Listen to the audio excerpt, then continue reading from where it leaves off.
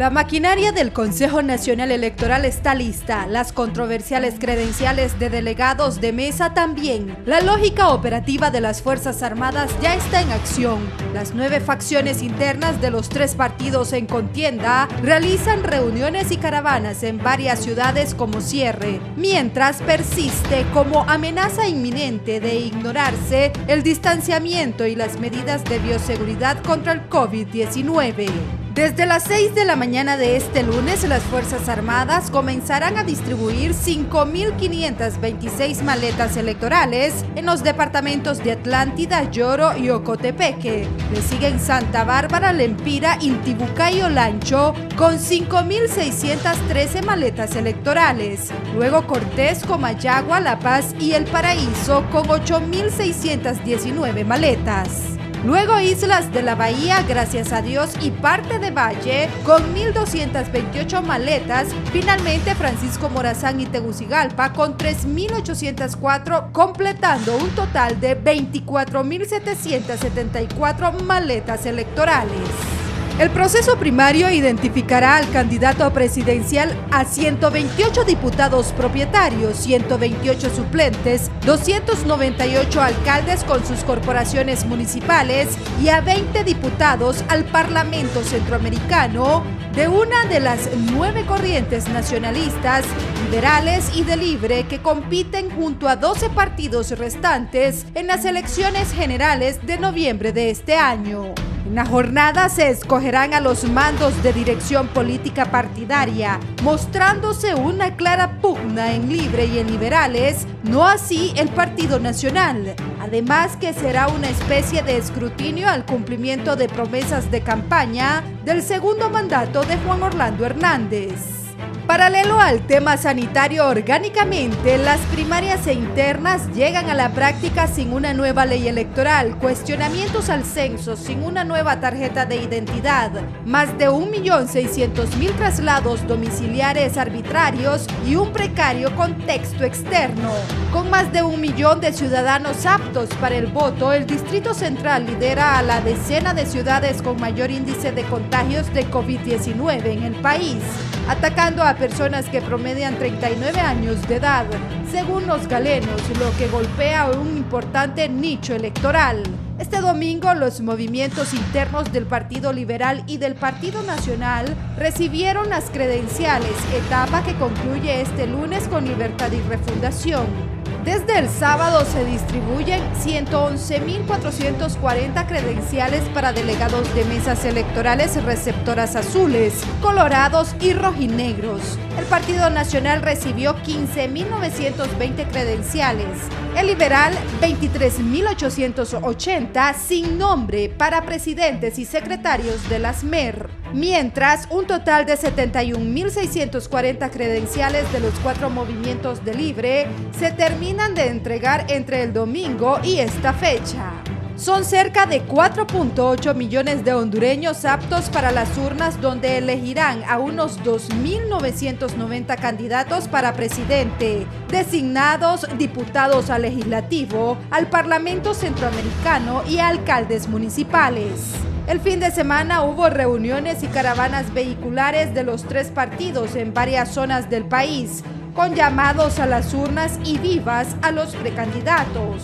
La sociedad, plataformas políticas, gremiales y empresariales, con aprehensión, claman por reglas claras, tolerancia y el debate de planes de gobierno por sobre una nueva conmoción similar o peor a la crisis de junio de 2009, como las de 2013 y 2017.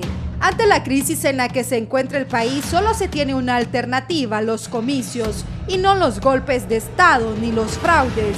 No vamos a acompañar ninguna intención de golpe ni de fraude, además del respeto al calendario de elecciones, ha acotado Rixi Moncada, concejal del CNE. La pelota está en la cancha de la responsabilidad ciudadana, cuidando de su salud, ejerciendo el sufragio con responsabilidad, haciendo veeduría comunitaria de la histórica jornada del próximo 14 de marzo.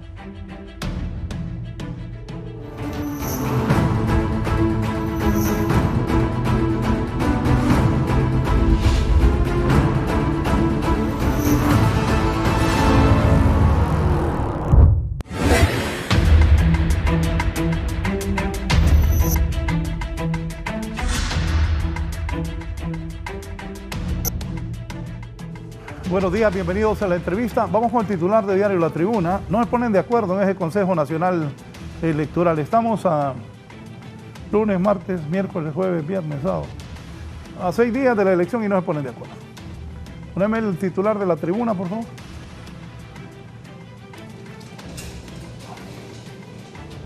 No, el de arriba, ese. Vacío de ley tiene al Consejo Nacional Electoral en el limbo y primarias en alas de cucaracha. Ya entregaron credenciales. Pleno del Consejo Nacional impedido de sesionar. Se cayeron los acuerdos del listado adicionales optativos. Voto domiciliario trasegado dejaría asientos sin votar. Oigan bien esto. Vacío de ley tiene al Consejo Nacional Electoral en el limbo. Y las primarias, dice La Tribuna, el ingeniero Flores, en alas de cucaracha. Ya entregaron las credenciales. Pleno del Consejo Nacional Electoral impedido de sesionar.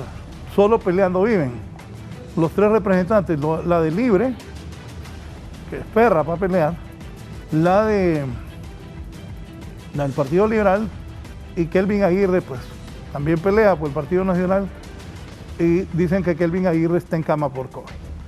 Pleno del Consejo Nacional no puede sesionar, se cayeron los acuerdos de los listados adicionales operativos, votos domiciliario trasegado dejaría asientos sin votar. Voy a preguntarle todo esto a mis invitados, conocedores del tema, por cierto. Abogado Mario Aguilar González, buenos días, un gusto saludarlo, abogado.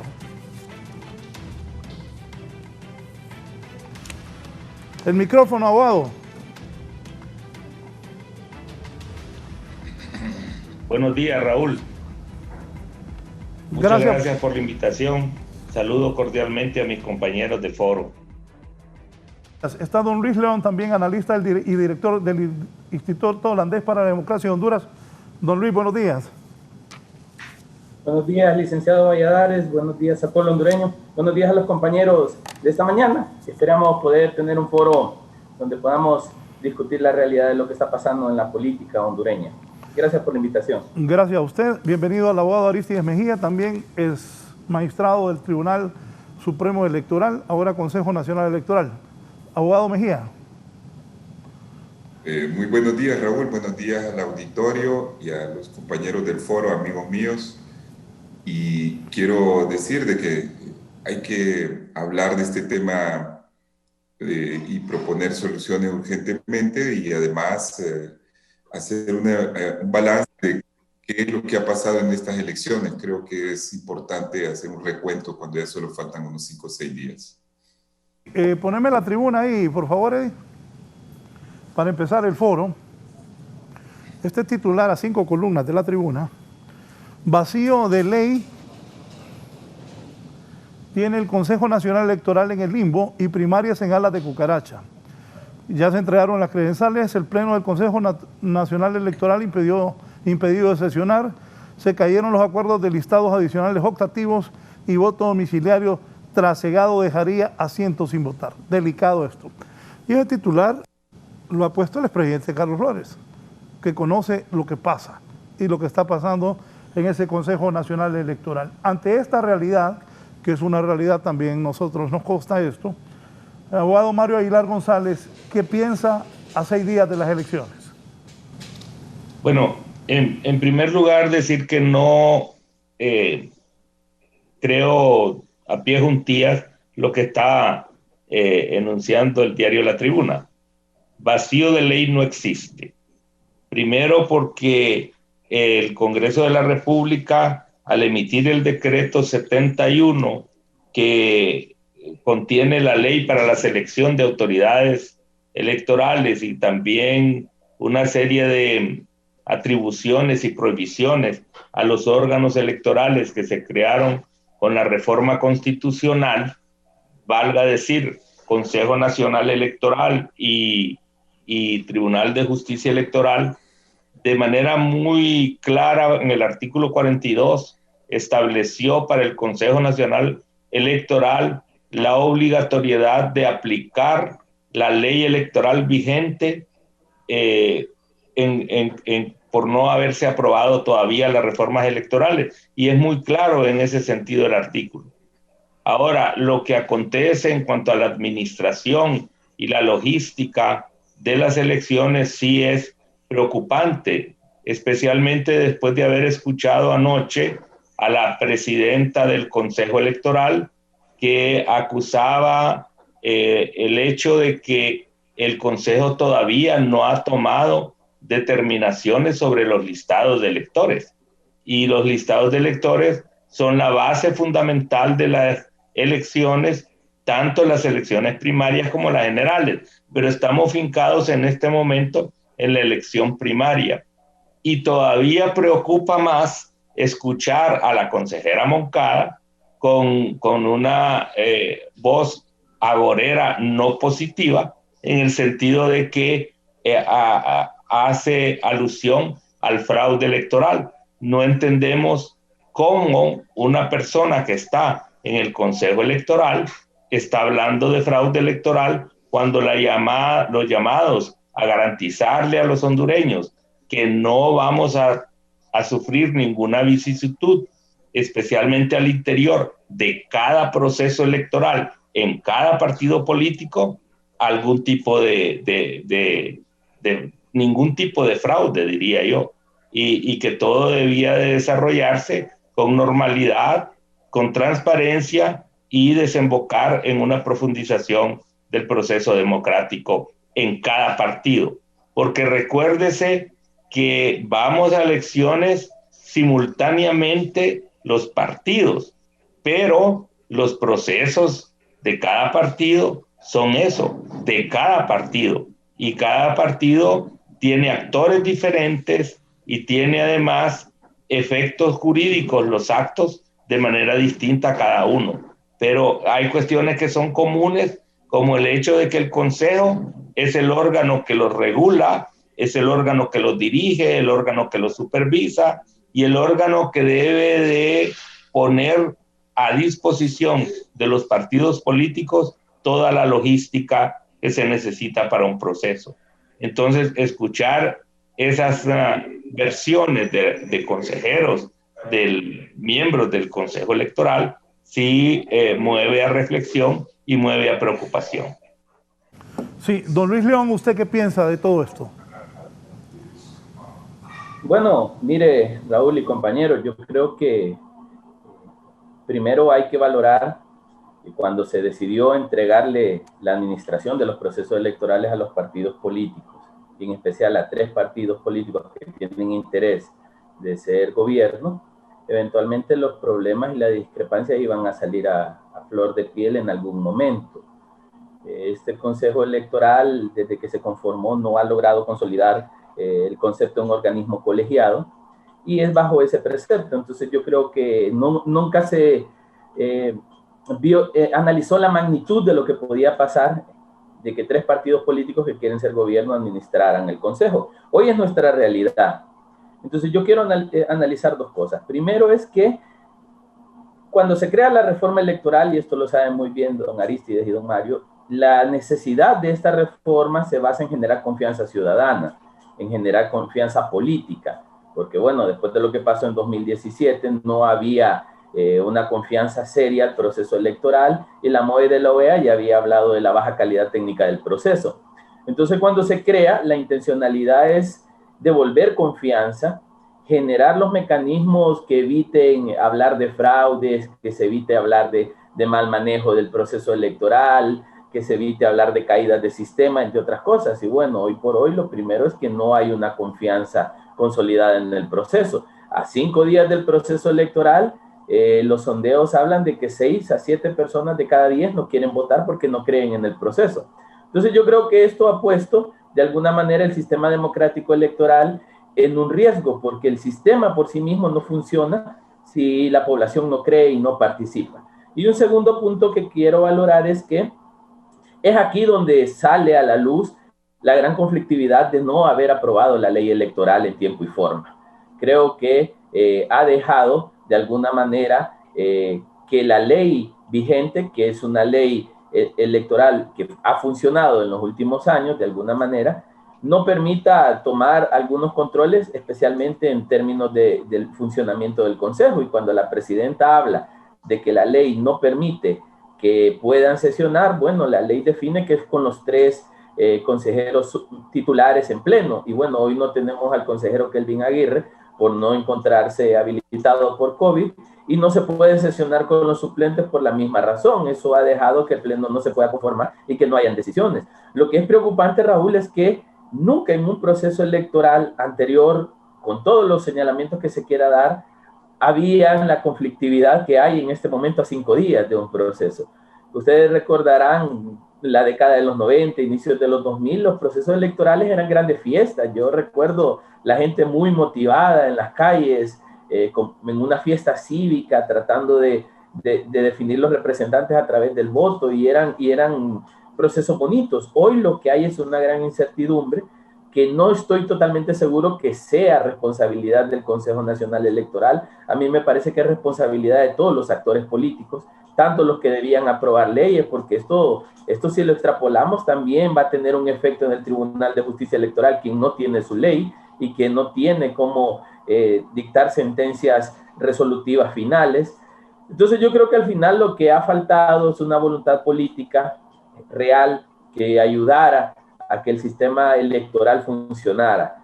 Yo creo que lo que estamos viviendo también es el efecto de haber permitido que la crisis política partidaria se incrustara en las instituciones, y ese es el otro problema. Un sistema democrático que funciona, su sistema debe ser altamente independiente, y en este momento no estamos funcionando de esta manera. Yo creo que lo que deberíamos de apostarle, aunque ya no hay tiempo, es encontrar un mecanismo de generar confianza, porque si nosotros vemos toda la línea electoral desde el Registro Nacional de las Personas, se viene arrastrando un problema en cuanto al censo. Se viene hablando desde diciembre de un censo que no va a funcionar, y ayer la presidenta ha expuesto de que hay más de 1.600.000 hondureños complicados con este proceso. Y con los números que ella presentaba, fácil, 1 millón de ellos no van a poder votar. Entonces yo creo que hemos dejado que el problema sea grande, no se ha intervenido de la manera correcta, y ahora lo que tenemos es una gran duda. ¿Realmente el proceso electoral va a funcionar? ¿Realmente el proceso electoral? Y veamos, sí va a haber elecciones, pero ahora la gran pregunta es ¿cómo van a funcionar estas elecciones? Si realmente va a haber todos los mecanismos necesarios para que la elección pueda ser, primero, transparente y confiable; segundo, que la ciudadanía sienta que se respete el voto; y tercero, que los partidos acepten resultados. Y ahí es donde veo yo el mayor problema de todos. Me parece que no va a haber una aceptación fácil de resultados. Me parece que los mismos partidos políticos van a generar alguna especie de conflictividad. No creo, o no estoy seguro si una crisis, pero cierto nivel de conflictividad en cuanto a los resultados. Entonces, de entrada, Raúl, este panorama no es un panorama 100% alentador, pero si uno le da también el beneficio de la duda, bueno, el cronograma electoral sigue en marcha. Retrasados, sí, las maletas electorales están saliendo a distribuirse. En otros periodos eso ya estaba entregado 10, 15 días antes, pero se está tratando de hacer el esfuerzo. Lo peor que pudiéramos hacer es terminar de creer que el proceso no va a funcionar del todo, porque ahí sí le estamos mandando un mensaje a la ciudadanía de que no vale la pena participar. Sí, don Aristide Mejía, ¿usted qué piensa con su experiencia de lo que está ocurriendo a 6 días de las elecciones internas de los partidos Liberal, Nacional y Libre? Bueno, suscribo gran parte de las primeras consideraciones que ha hecho Luis León. Me parece que el origen de los problemas está en no haber hecho las reformas adecuadas, no haber aprobado la ley electoral cuando estaba lista desde el año pasado. Corrimos a hacerla en las comisiones. Hubo al final desacuerdos políticos de última hora que impidieron la aprobación de la ley. Yo creo que hay mala intención en eso, mala fe. Tercero, las reformas se están haciendo en un momento en que ya hay efervescencia electoral. Se lanzó un proyecto muy ambicioso de cambio de domicilio ya cerca de las elecciones prácticamente, cuando en realidad debió haberse hecho al principio del periodo electoral. Y encima tuvimos la pandemia que afectó todos los desarrollos de todos los proyectos electorales, y todo esto da como resultado la situación en que nos encontramos actualmente. En sí, yo creo que es importante relevar el hecho de que ante la situación dada, las instituciones del Estado concernidas tienen versiones diferentes. Eso es lo que más me preocupa. Si uno escucha a los del Registro Nacional de las Personas y luego escucha la versión de la consejera Moncada, los datos no coinciden. Y si bien es necesario, faltando apenas 5 días, y eso solo ocurre en Honduras y no es la primera vez que ocurre, ¿verdad? Por eso el país es el más atrasado de América Latina. A 5 días tienen que tomarse medidas drásticas y está totalmente empantanado por el hecho de que se han declarado enfermos. No pongo en duda si es cierto o no me quiero meter en ese campo, si es convenientemente enfermos o realmente enfermos, magistrados o consejeros que votan a favor del Partido Nacional, es decir, el del Partido Nacional más los suplentes que son afines al Partido Nacional.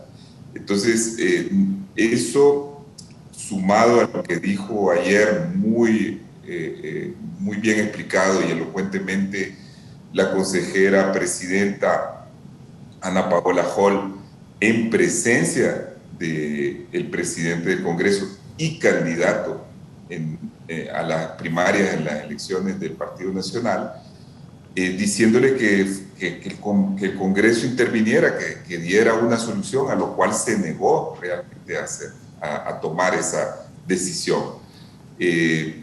Yo creo que estamos en un impasse que hay que solventar rápidamente si no queremos que esto derive en una mayor falta de confianza en las elecciones.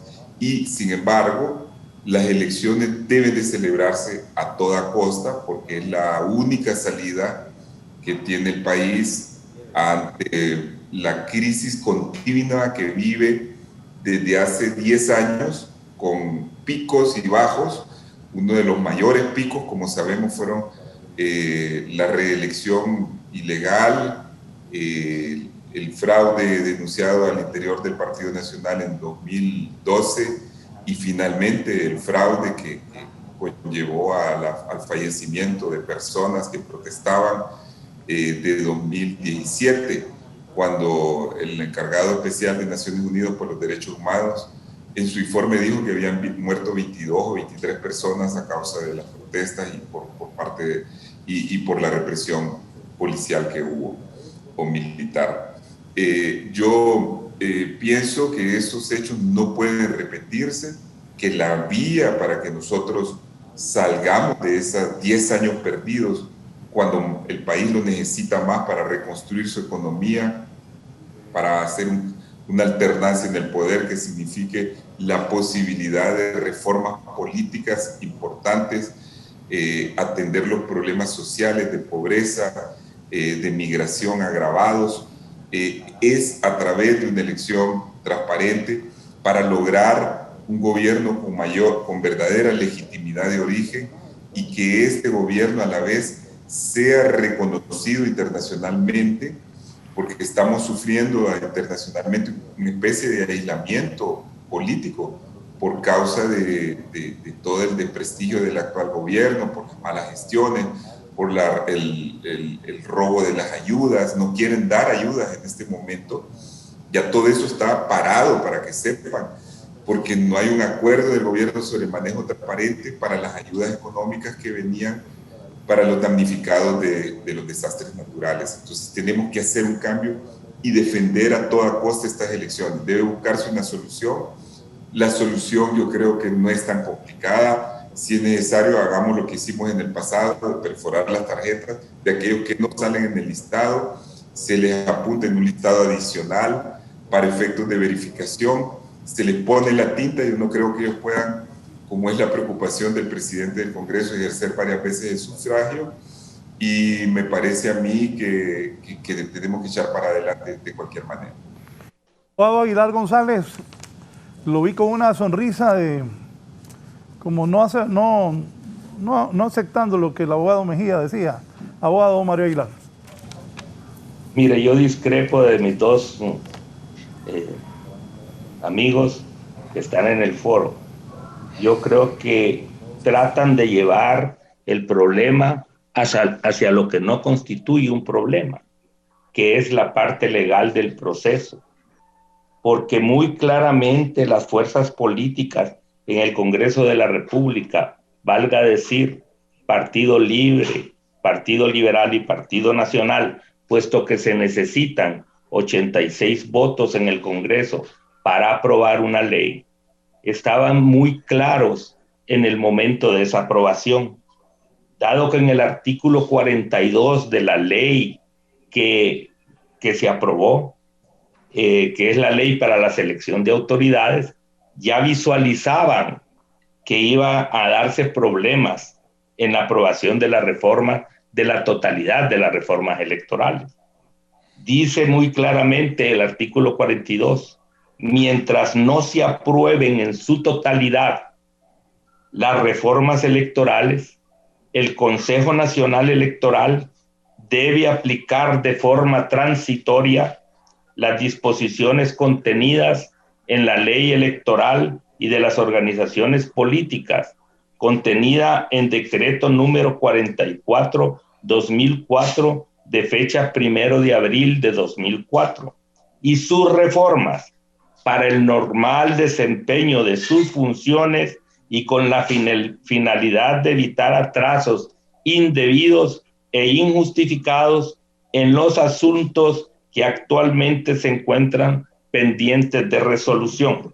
Entonces, las fuerzas políticas, al momento de aprobar esta disposición, estaban muy claras de que probablemente no se iba a presentar, íbamos a tener problemas en la aprobación de las reformas electorales, especialmente debido al comportamiento de la oposición en el Congreso de la República.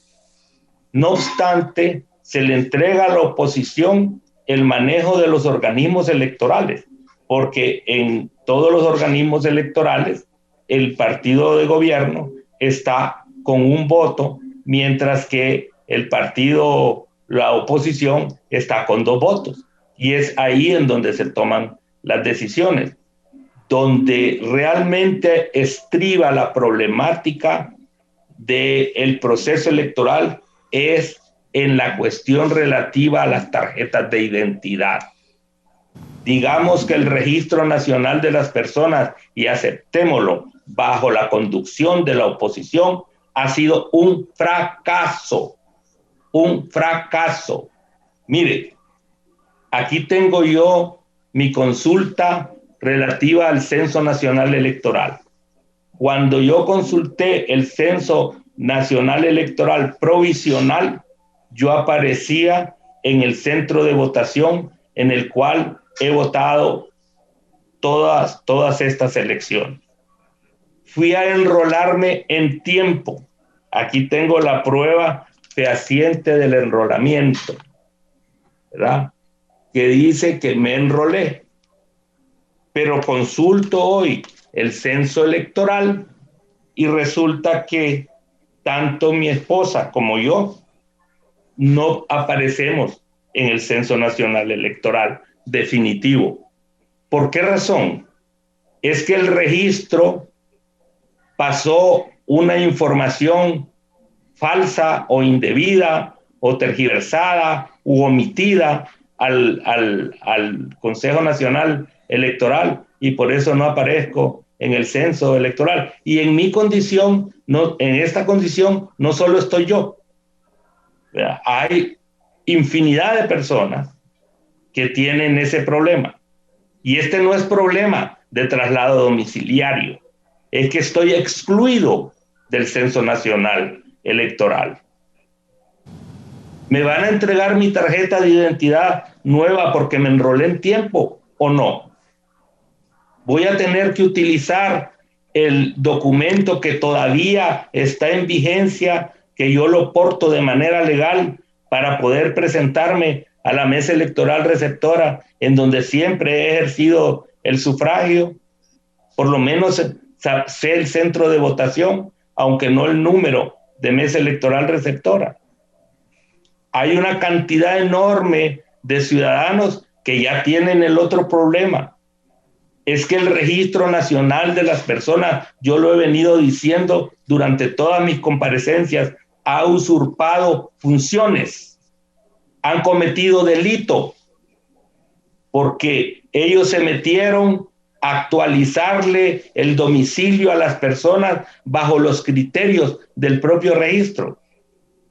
Yo ahora mismo estoy pensando en preparar una demanda contra esas instituciones, y si esa demanda no tiene lugar en este país, ir hasta la instancia internacional para que de una vez por todas entren por los fueros de la verdad. Mire, cuando este señor Rivera, creo que a través de estos mismos canales, se enojó porque yo le dije que estaban preparando un fraude electoral y negó su firma puesta en un documento y dice que ahí donde digo Diego, no digo Diego, sino que digo. Entonces, desde ahí podíamos nosotros visualizar qué es lo que iba a pasar para este proceso electoral. Entonces, la tendencia es siempre a yo no fui, fue TT, pégale, que ella fue.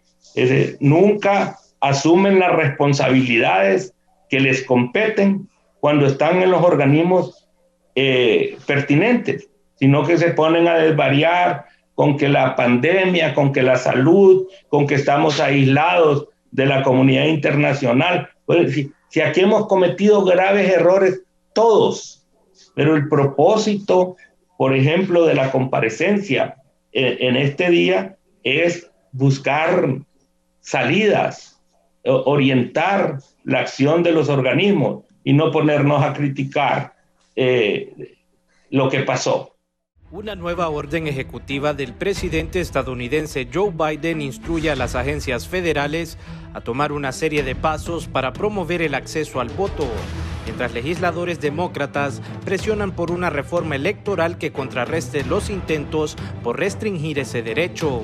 El plan de Biden fue anunciado durante un discurso grabado por los 56 años del Domingo Sangriento, el incidente de 1965 en el que unos 600 defensores de los derechos civiles fueron brutalmente golpeados por policías mientras intentaban marchar por el derecho al voto en Selma, Alabama. Cada votante en edad de hacerlo debe poder sufragar y que ese voto sea contado, dijo el domingo Biden en su mensaje al desayuno de unidad Martin y Coretta King antes de firmar la orden. Si tienes las mejores ideas, no tienes nada que ocultar. Dejen que la gente vote. La orden de Biden incluye varias disposiciones modestas. Ordena a las agencias federales a que amplíen el acceso al registro de votantes y la información electoral. Pide a los jefes de las agencias que elaboren planes para dar tiempo libre a los empleados federales para votar u ofrecerse como trabajadores electorales voluntarios no partidistas, e impulsa una reforma de la página en internet del gobierno vote.gov. Este ha sido un informe para 11 Noticias.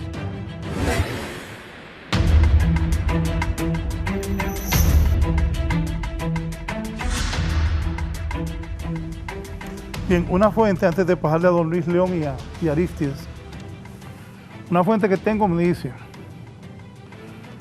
solo lograron avanzar en 83 maletas con 200 personas y no pueden avanzar porque nunca pusieron los puntos de red, por tanto, no hay internet para la radiofrecuencia. No se han instalado las bandas que son las que transportan desde bodegas a los furgones las maletas. Hay 1000 tintas de las recibidas que están derramadas.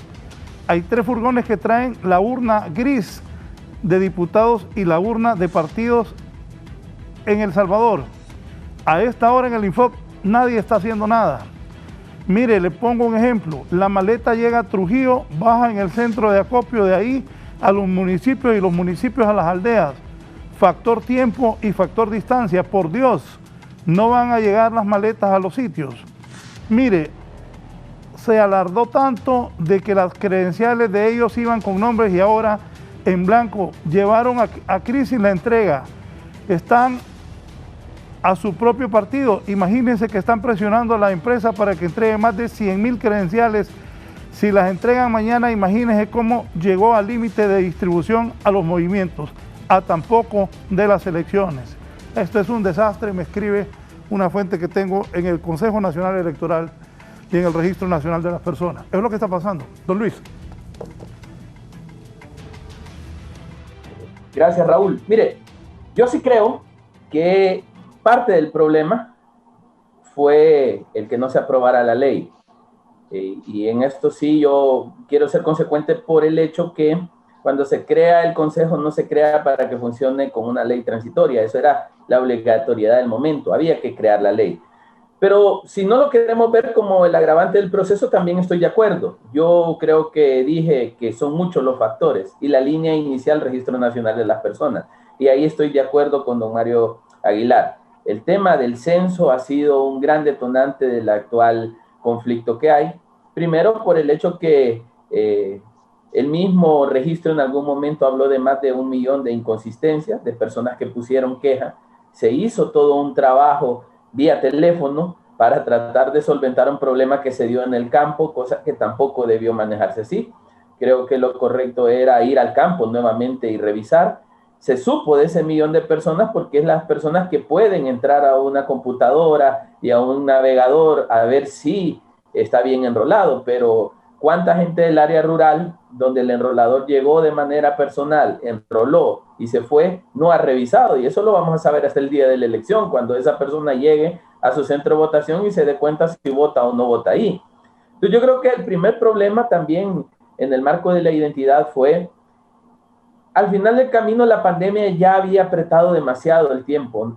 Creo que lo correcto no era aprobar, o en el mejor de los casos era derogar la ley transitoria que decía que se utilizara ese censo para las elecciones primarias. Yo creo que eso generó una camisa de fuerza donde obligó de alguna manera a tener que enrolar como fuera, con tal de lograr una identidad y con tal de lograr una base de datos. Yo creo que el Consejo también desde diciembre lo viene diciendo, el problema que viene generando para el padrón electoral, el tema de este enrolamiento. Yo creo que aquí se debieron tomar algunas decisiones.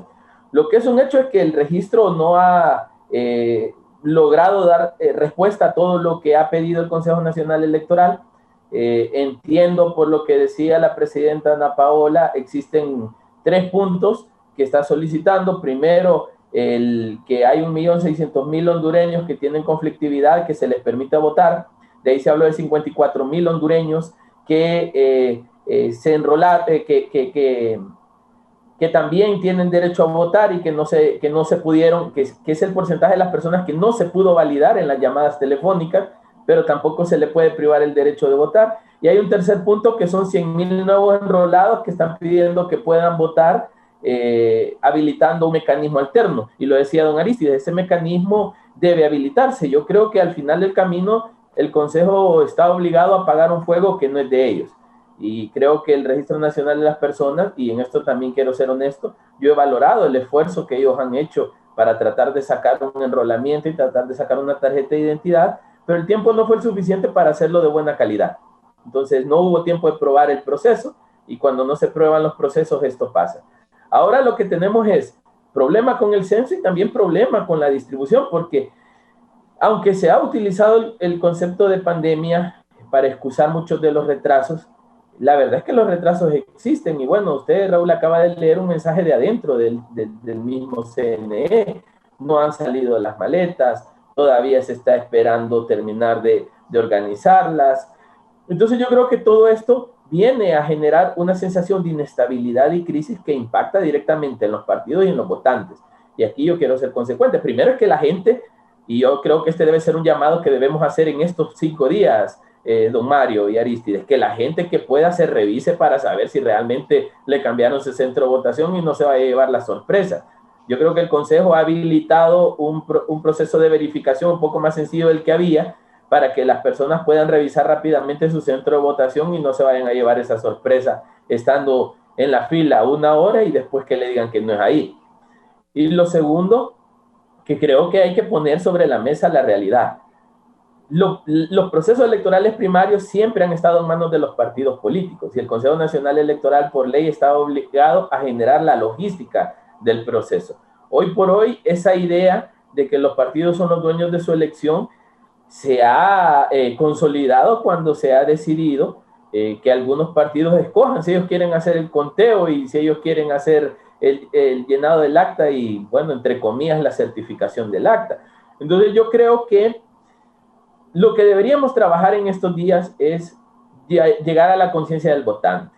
El proceso no se ha organizado de la mejor manera e insisto, porque ya lo dije, el Consejo ha hecho un esfuerzo de cumplir el cronograma electoral. El registro ha hecho un esfuerzo de tratar de tener un censo. El Tribunal de Justicia está haciendo un esfuerzo de armar un reglamento que funcione para brindar justicia electoral. Lo que pasa es que no se consolidó y la reforma como tal no terminó de definirse como reforma. Y ahí es donde está el problema. Cuando no terminamos los procesos, lo que quedan son problemas. Y los procesos no están terminados en Honduras. Tenemos esa costumbre de dejar todo a medias y eso nos ha pasado en este proceso de la reforma. Yo creo que la presidenta Najol, que tiene un compromiso importante, al igual que la presidenta Moncada, que la consejera Moncada y que el consejero Aguirre, deben ya tomar decisiones inmediatas. Y esas decisiones deben ser urgentes y tienen que contar con los mecanismos claros para poder tomarlas. Cada vez que se habla de la debilidad de este proceso, Raúl, se le está diciendo al pueblo hondureño, esto no va a funcionar. Y decirle al pueblo, esto no va a funcionar, es decirle, no vote. Entonces yo creo que debemos hacer un esfuerzo importante para solventar toda la problemática ya. Y creo que el Congreso Nacional debe jugar un rol importante en las próximas horas para tratar de ayudar a solventar esto. Si el Congreso no asume la responsabilidad que le corresponde en tratar de colaborar, estamos llegando a un proceso que se va a llevar a cabo, insisto, la calidad del proceso es lo que preocupa y sobre todo los resultados. Yo no quisiera ver conflictos postelectorales, Honduras ya no está para conflictos. Un conflicto postelectoral más es ponerle la cereza a un pastel que hoy por hoy está de rodillas. Y si somos honestos, en los últimos 20 años, o 15, 18 años, el problema ha sido político. Y este problema político está agrandándose cada vez más y está generando un impacto social bastante fuerte. Abogado Aristides Mejía, sus consideraciones sobre esto. El micrófono, abogado. El micrófono. Sí, pienso que es necesario tomar medidas urgentes, eso ya todos coincidimos. Hay soluciones. Si, por ejemplo, a raíz del enrolamiento del listado se fue contaminando, busquen rescatar la forma como venía el listado anteriormente y sacar programáticamente lo que está mal, ¿no? Eso yo creo que sería una solución. Pero como estamos ya encima del tiempo, la solución tiene que ser práctica. Y la solución práctica quiere decir que ya no hay tiempo de meter nuevas soluciones en los paquetes electorales que ya están siendo despachados, porque acuérdense que el desplazamiento se hace con días de anticipación por lo agreste del territorio hondureño y son las Fuerzas Armadas las que tienen las rutas establecidas. Eso ha funcionado afortunadamente debido a la organización de las Fuerzas Armadas y de la experiencia que tienen sobre esto. Pero ellos requieren de tiempo porque estos desplazamientos se hacen por varios medios de transporte. Entonces hay que despachar el material electoral y la medida puede ser como cuando hubo la elección de Carlos Flores con Nora Melgar, en que creo que ahí fue donde hubo un problema con la tarjeta vieja, la nueva. No queda de otra que autorizar a todas las personas que portan el documento electoral, que es la tarjeta de identidad, de que voten donde les tocaba ejercer el sufragio o donde les toca geográficamente hacerlo, porque lo que no se puede constitucional por la Constitución y por ninguna lógica democrática es impedirle el derecho al sufragio a quienes portan el documento que los acredita. Entonces, eso es lo número uno. Lo número dos, como dije anteriormente, se debe de perforar la tarjeta en caso de la utilización sin listado y anotarlos en un listado. Son elecciones primarias. En las elecciones primarias, primero, no concurren tantas personas como en las elecciones generales, y menos en tiempos de pandemia. Lo importante es darle legitimidad a los candidatos que van a salir electos, es terminar con la incertidumbre, porque venimos de una fragilización de la democracia debido al fantasma de que el actual gobernante se religió por la fuerza, hizo fraude y hay todavía temor de que él se quiera quedar en el poder.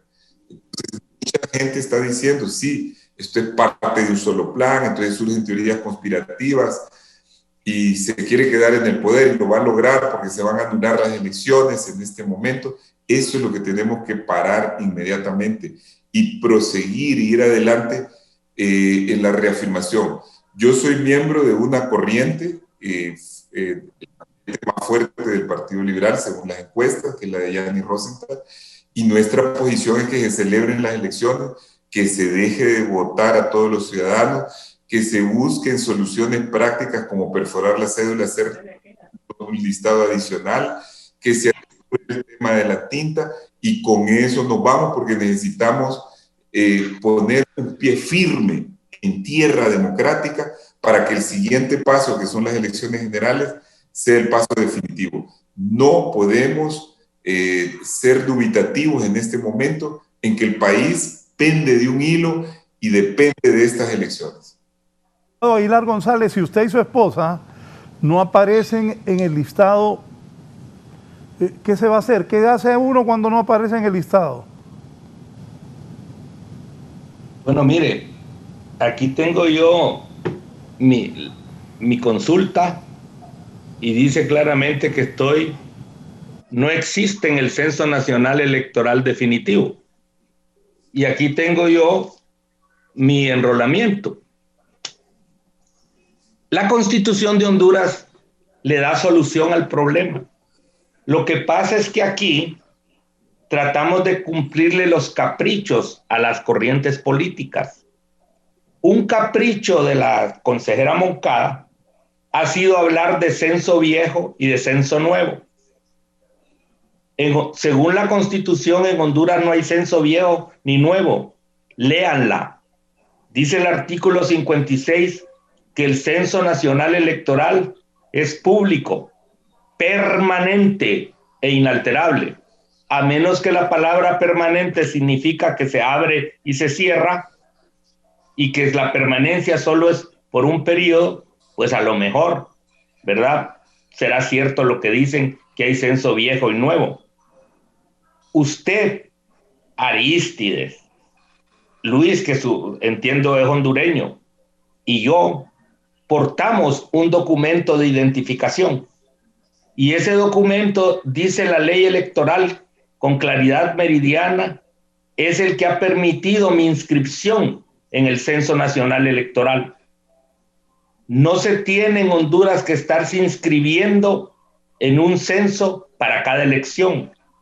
Pero aquí, en el decir de los tres jinetes del Apocalipsis, comienzo a denominarlos así, a los tres del Registro Nacional de las Personas, y véase que hablo de los tres, no de dos, porque son los tres los que tienen la responsabilidad del desastre del Censo Nacional Electoral, que aunque no lo hacen ellos, como ellos decían, que iban a entregar un Censo Nacional Electoral provisional en agosto del año pasado, pues si ellos no hacen censo, no pueden entregar censo. La Constitución dice que es el Consejo Nacional Electoral que elabora el censo en base a la información que le envía el Registro Nacional de las Personas. Y ahí se convierte en censo. Entonces, ¿qué es lo que ha acontecido? Que este organismo ha hecho un mal trabajo porque ha invadido la esfera de atribuciones y competencias de otro organismo. Y ahí está plasmado en las cartas que envían, donde dicen que a 1 y tantos de hondureños les cambiaron el domicilio. ¿Y por qué lo hacen ellos? Cuando el cambio de domicilio solo puede hacerse por voluntad del elector que se presenta ante el registrador civil, que para eso sí está autorizado conforme a la ley electoral, para recepcionar su voluntad de cambio de domicilio y trasladar eso al Consejo Nacional Electoral para que se apruebe. No puede hacerlo el registro por sus pistolas. Sigo sosteniendo, están cometiendo delito porque están usurpando no solo funciones, sino que además están usurpando la voluntad de cada uno de los electores a quienes le han cambiado su domicilio. Entonces, frente a esto, estamos ante un panorama que, según lo que yo le escuché a la consejera Hall, que me parece una persona razonada, que razona y que sus razonamientos son muy claros, que no tienen listos los listados. Y aquí la maleta, la tinta, los papeles, eso no es tan importante como el listado. Cuando no hay un listado predeterminado en cada mes electoral y se deja al azar, a la voluntad de las mesas electorales, la conformación de otros listados, eso se presta para fraude electoral. Porque así como me presento a mi centro de votación argumentando que no estoy en el listado y me anoto por manuscrito que yo ya voté, eso puedo irlo a hacer a otra mesa electoral receptora y a otra mesa electoral receptora, porque se abre la fuente. Y, obviamente, yo personalmente no lo voy a hacer de acuerdo a mi criterio, a mis principios, pero hay otras personas que lo pueden hacer libremente. Yo he escuchado gente que se ríe y que dice que yo hice esto, que yo hice lo otro. Bueno, aquí mismo, ¿verdad? A veces personas que llegan al foro hablan de que hay fraude, aunque no dicen en qué consiste, parece que ellos lo hubieran hecho, ¿verdad? Entonces, uno no entiende. Pero es muy claro, el problema que estamos enfrentando es el problema del listado. Y los listados de conformidad a la ley electoral solo son de dos clases en la mesa electoral receptora: listado de electores y listado de electores inhabilitados. No pueden haber más listados en la mesa electoral, y todo lo actuado fuera de una ley de orden público es nulo y acarrea responsabilidad, aunque sean elecciones primarias de los partidos políticos. Estas elecciones primarias están sujetas a la dirección, control, organización y supervisión del Consejo Nacional Electoral conforme a una ley. No hablen de vacíos de ley. Aquí está la ley. Y ahí están normadas las elecciones. Entonces, ¿de qué estamos hablando?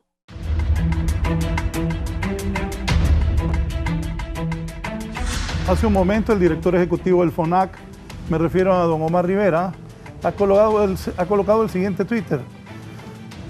Dice Omar Rivera, director del FONAC: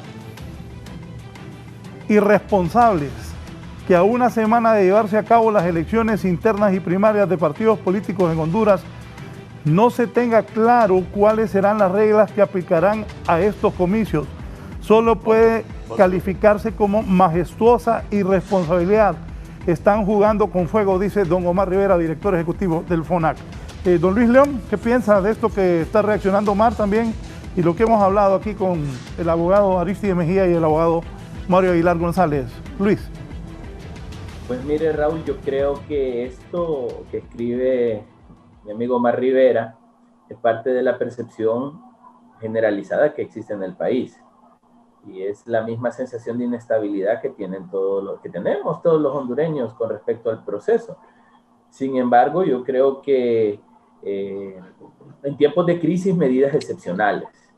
Y yo creo que es momento de tomar algunas decisiones claras, serias e inmediatas para tratar de solventar la conflictividad que hay en este momento. Lo primero de todo el proceso, y creo que lo hemos estado mencionando, es la votación y la posibilidad de no dañar el derecho al sufragio a los hondureños. Y yo creo que en este punto la ley transitoria tenía una variable importante. Se puede votar con las dos identidades, con la nueva o con la vieja.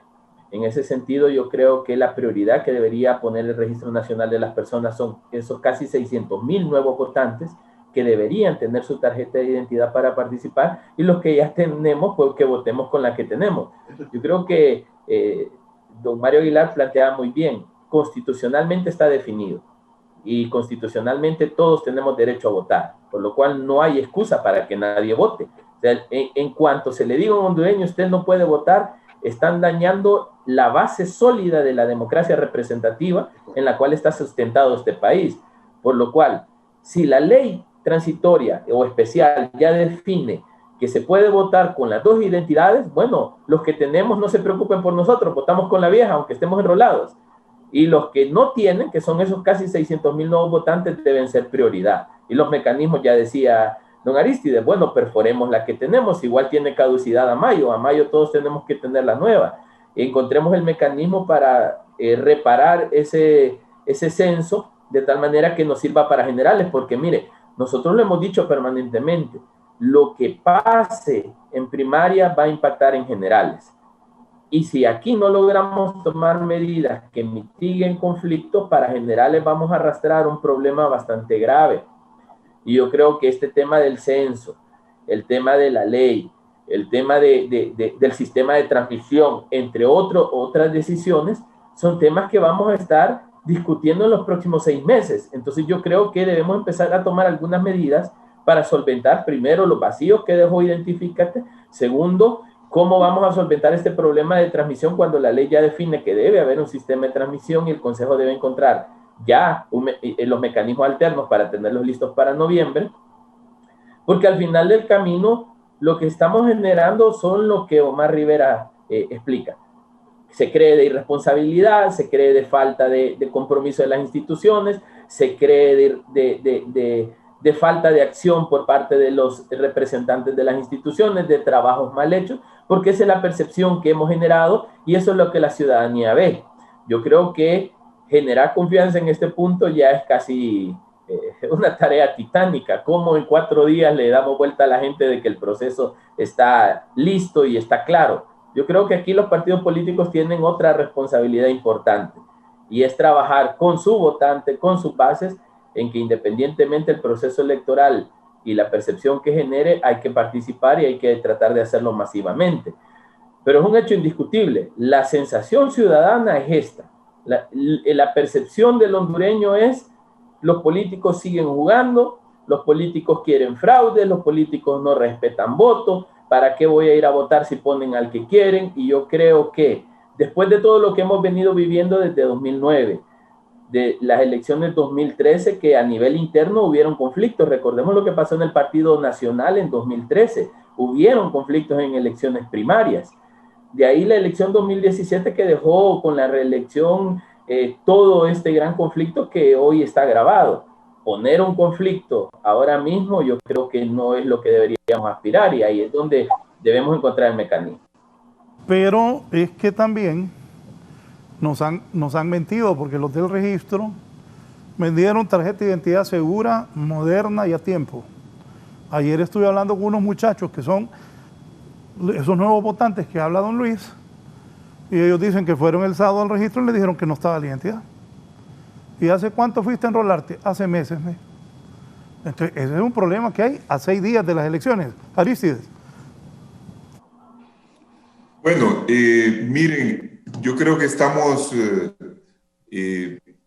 digamos, cayendo en una situación que no hay más que decir prácticamente. Está expuesto el problema. Hemos dicho cuáles son las posibles soluciones. No queremos por ningún motivo que a raíz de lo que está pasando hoy, porque en otros programas se está hablando de lo mismo, se genere la idea de que no va a haber elecciones el próximo domingo. Y sería lo más grave porque nos daría una inestabilidad total, es el hundimiento del país.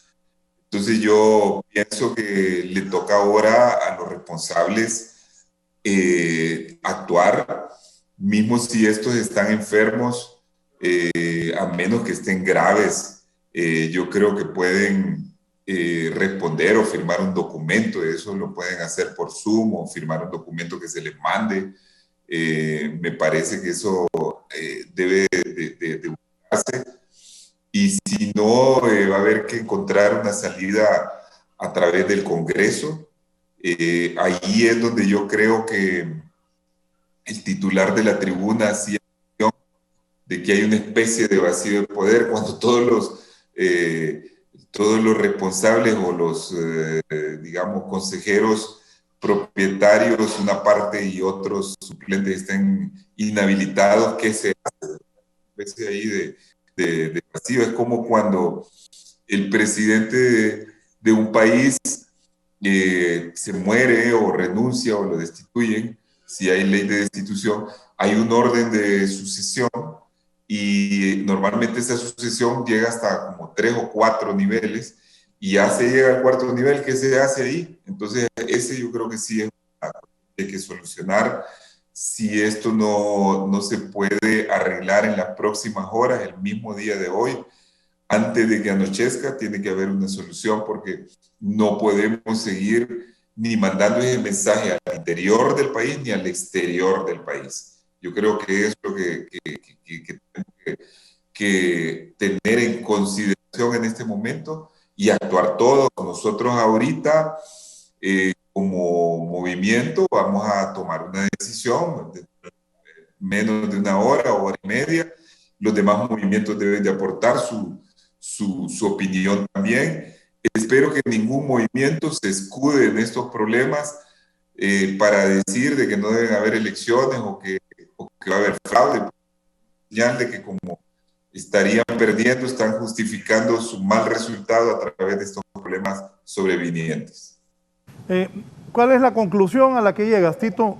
Ustedes, el movimiento llanista, se va a reunir en una hora. Todos queremos que hayan elecciones. Bueno, nosotros hemos dicho previamente de que se pueden adoptar mecanismos prácticos. Luis León ha hecho alusión aquí primero al decreto que permitía votar con las 2 tarjetas. Esa es una cosa que se debe aplicar. Segundo, que no se le puede impedir a nadie que porte su tarjeta de identidad, sea la vieja o la nueva, de ejercer el sufragio. Tercero, que las personas deben de votar en el centro donde actualmente votan. Cuarto, que las personas que no aparezcan en los listados y porten la tarjeta, se les debe dejar ejercer el sufragio, se les perfore la vieja tarjeta. Quinto, que se anoten en un listado adicional. Esas podrían ser las soluciones. Nosotros hemos hecho algunas propuestas de estas. Ahora vamos a sentar una posición en una hora y media, a lo sumo, para que rápidamente, en el transcurso del día, los órganos competentes, las autoridades electorales de uno y otra institución, como puede ser el registro y luego sobre todo el Consejo Nacional Electoral y eventualmente el Congreso, encuentren una solución. Muchas gracias al abogado Aristides Mejía Carranza por su participación. Conclusiones, abogado Mario Aguilar González, ¿qué visualiza a 6 días de estas elecciones? Bueno, mire, el problema fundamental de este proceso son los listados electorales. Es muy claro el artículo 211, si no estoy equivocado, de la ley, al enumerar los documentos electorales. Solo hay 2 tipos de listado en la mesa electoral receptora. Es el listado de electores predeterminado por la inscripción en el Censo Nacional Electoral y el listado de electores inhabilitados para el ejercicio del sufragio. Variar un mecanismo que esté establecido en una ley de orden público implica nulidad y responsabilidad civil y criminal a quienes lo hagan. Entonces la solución va por la vía de la legalidad.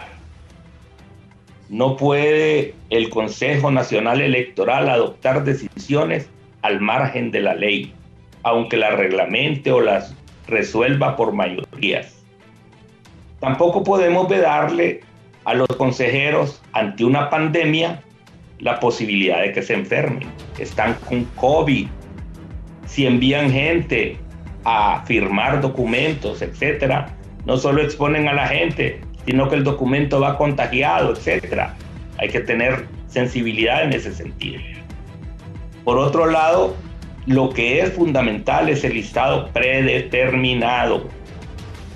¿Qué ha hecho la oposición durante todo este tiempo? ¿Qué han dominado los organismos electorales para que esta situación no se diera?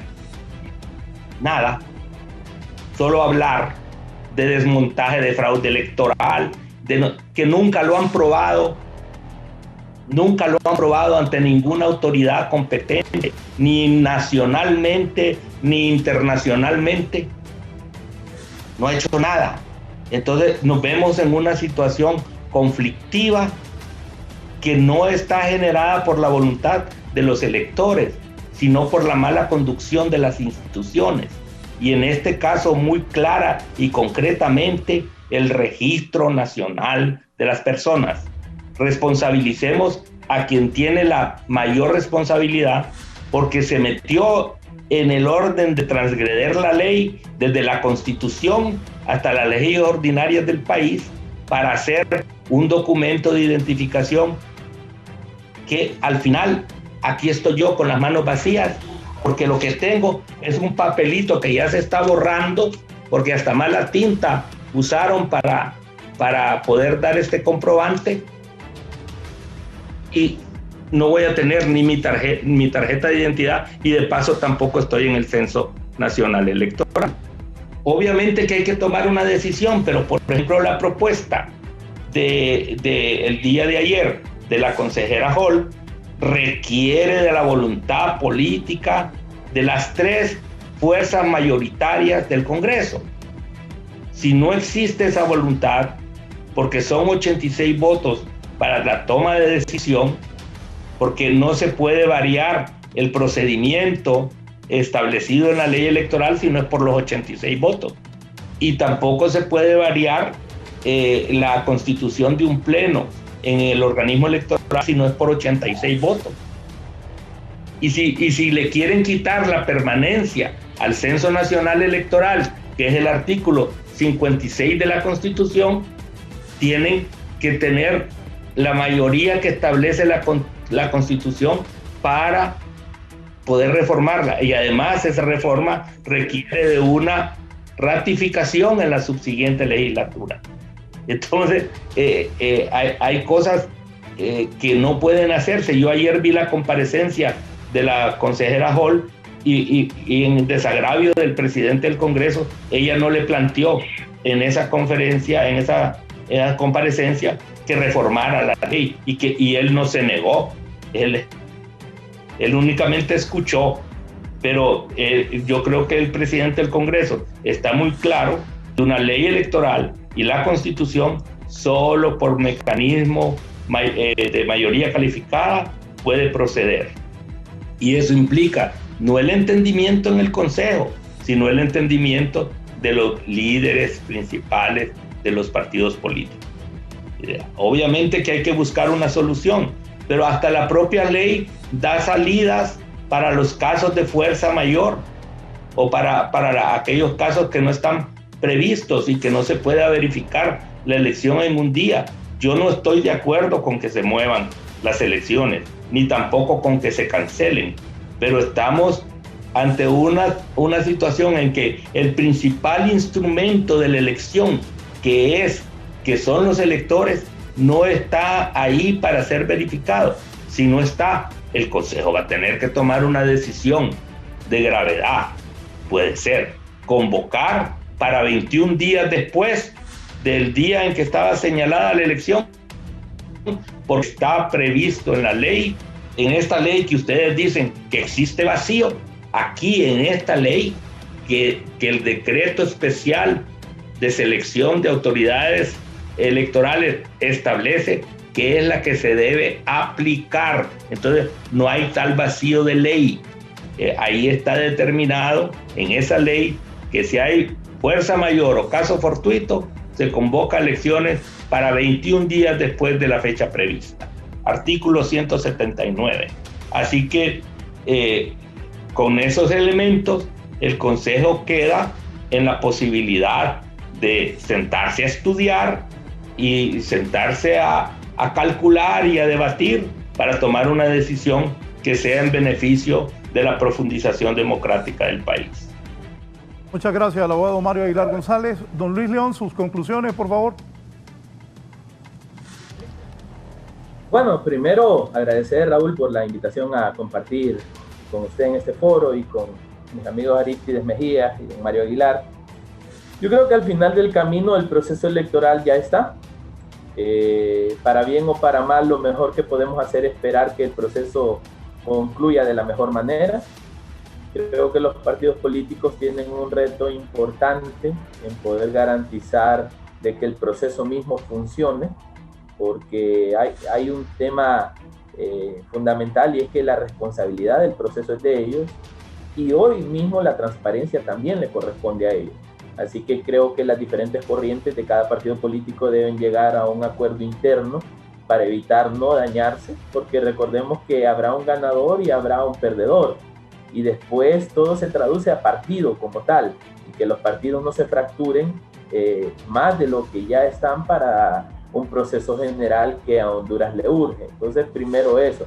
Segundo, el pueblo hondureño tiene que revisarse, la gente tiene que entrar a las páginas habilitadas del Consejo Nacional Electoral para revisar su centro de votación, incluso ahí aparece la mesa y la línea, para saber si se le cambió o no, y en el caso de que se le cambió, saber cuál es el mecanismo, y es lo que se ha hablado a lo largo del foro. Hay que habilitar la posibilidad de votar donde las personas siempre votaron, y eso no podemos coartarlo. Debe hacerse una corrección del censo y del padrón totalmente, y el registro tiene un reto importante después del proceso electoral a terminar de ajustar esto, porque recordamos que ellos van a seguir enrolando para las elecciones generales. Entonces yo creo que hay un par de meses por delante para poder hacer las correcciones a esto, y que la gente participe en el proceso. Honduras necesita el proceso electoral. Aquí se acordó que no hay golpes de Estado, que no hay movilizaciones, que no hay marchas, que no hay armas que generaran cambios políticos en el país, solo el proceso electoral, y para eso se necesita la votación masiva. La gente debe participar. Si la gente quiere ratificar un gobierno como el que hay, pues que lo ratifique. Si la gente quiere cambiarlo, que lo cambie, pero que sea en las urnas. Por lo cual hay que animar al pueblo hondureño a participar. Y por último, bueno, el llamado a las instituciones. Ya el estar tirando la pelota de un lado a otro a 5 días, yo creo que ya ha llevado a un desgaste el proceso, y yo creo que ya es momento de que se tomen decisiones inmediatas. La presidenta Hall ayer lo expresaba, ella está dispuesta a tomar decisiones de manera rápida que pueda solventar un poco esta crisis, pero necesita que el Congreso Nacional ayude a que esto pase. Así que diputados, pues en bien del país y en el bien de la democracia, actúen, tomen decisiones y habiliten lo necesario para poder sobrellevar el proceso. Y por último, diría yo, creo que lo más importante de todo esto es el aprendizaje que podemos tener. Las reformas electorales no se acaban después del proceso electoral 2021, y ese es el gran problema que tenemos en Honduras. Construimos leyes para procesos electorales, no construimos leyes, instituciones y mecanismos permanentes. Debemos apostarle a solidificar nuestras instituciones, leyes permanentes, sólidas, que traspasen el tiempo. Claro, la sociedad evoluciona, que evolucionen las leyes, pero que las leyes sean claras. No podemos estar con una inestabilidad jurídica que nos genera todos estos conflictos. Necesitamos reglas claras del juego, necesitamos instituciones sólidas, necesitamos partidos confiables, necesitamos gente que participe, y todo eso lo vamos a construir siempre y cuando se pongan por delante los intereses de la ciudadanía. Pueblo hondureño, no es momento de darle espalda al país, es momento de votar y tomar decisiones coherentes a favor de todos nosotros. Gracias, Raúl, nuevamente por la invitación. Un gusto haber estado con Arístides y con don Mario.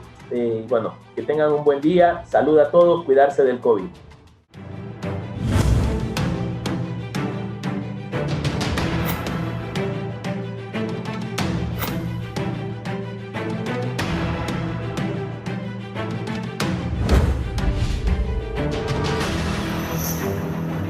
Vamos al resumen. Lamentablemente el coronavirus sigue cobrando la vida de hondureños en el norte del país. Shirley, adelante.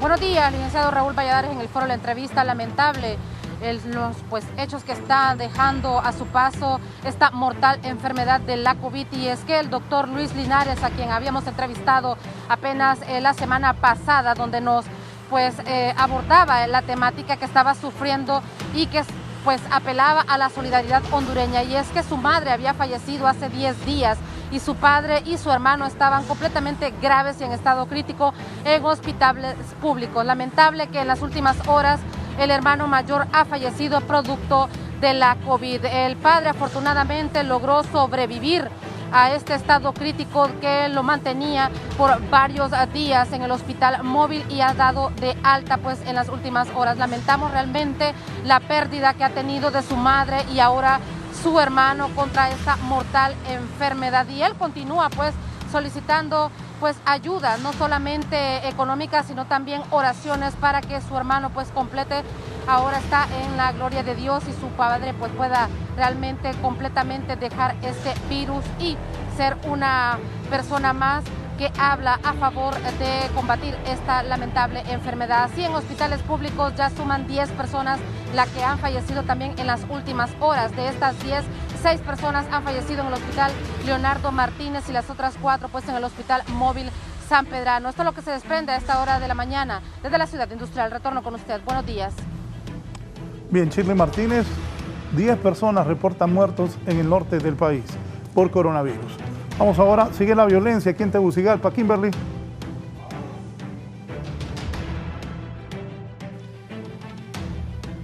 Muy buenos días, licenciado Raúl Valladares, y lamentablemente se reporta el deceso de una fémina a tempranas horas de este día lunes, en el mero día, conmemoración de la celebración del Día Internacional de la Mujer. Vemos esta fémina aquí que fue prácticamente lanzada desde un vehículo en marcha, según lo que se ha dado a conocer. Vemos allá viste una camisa color blanca, también un short jean azulado y también unos tenis. En área no se reportan o no se ven indicios de casquillos de arma de fuego. Esta queda aquí en la colonia Los Olivos, salida aquí al departamento de Olancho. Ya se encuentran autoridades de la Policía Nacional y también en camino la morgue del Ministerio Público para hacer el levantamiento correspondiente y así saber cuál fue la causa de muerte de esta fémina. Aún se desconoce cuál es el nombre de ella y si era originaria o no de este sector de aquí del territorio de la capital hondureña. Lamentable, en conmemoración del Día Internacional de la Mujer, se conmemora de esta forma tan trágica. También mencionarle que en la colonia La Esperanza se llevó a cabo un dantesco hallazgo de un cuerpo también de aparentemente de un hombre que aún permanece en carácter de desconocido. Una mañana violenta aquí en Ciudad Capital. Con estos detalles yo retorno con usted al estudio principal. Buenos días. Buenos días, lamentable la muerte de una mujer. Ustedes han visto estas imágenes en el Día Internacional de la Mujer. Eso es lo que ocurre en la capital de los hondureños. Nos vamos ahora con Víctor Valladares para cerrar la entrevista de esta mañana. Otro incremento a los combustibles. Cuide la gasolina, está más cara la gasolina. Víctor. Así es, licenciado. Muchas gracias. Buenos días. Y es que hoy ha entrado en vigencia otro ajuste bastante fuerte, por cierto, en los derivados del petróleo en Honduras. Con esto, la gasolina superior prácticamente ha alcanzado los 95 lempiras en su costo por galón aquí en la capital de la República y sus alrededores, un precio que de acuerdo a los expertos no se miraba desde 2019. Escuchemos a continuación a María Eugenia Covelo. Ella es directora ejecutiva de la Copetrol. Esto, como hemos explicado anteriormente, responden a los movimientos que se han estado viendo en el mercado internacional desde mediados de diciembre del año del año pasado, y que, basado en el promedio de los últimos 22 días que se toma en el cálculo de la fórmula a nivel nacional, pues esa es la tendencia que se continúa viendo en el mercado nacional. En el mercado internacional esta semana pues continuamos viendo aumentos en los precios del crudo, que subió alrededor de un 2% en respuesta a la reunión que sostuvieron los países miembros de OPEP el día de ayer, donde decidieron que continuarían con los recortes de producción para apoyar el precio, que se mantengan los precios internacionales sobre los $60 como se está viendo en este mercado desde hace 2 semanas. Los precios con que se está cerrando el mercado el día de hoy de las tendencias son los más altos en los últimos 14 meses, por lo que podríamos estar esperando que en estas semanas próximas podamos estar viendo precios en las gasolinas nacionales similares a los que estuvimos antes de la pandemia el año pasado. A esto hay que sumarle que el pasado viernes el precio internacional del petróleo superó los $66 por barril, un precio que no se observaba desde 2019 de acuerdo a las estadísticas. Licenciado, con este contacto completamente en directo, yo regreso con usted al set principal de la entrevista.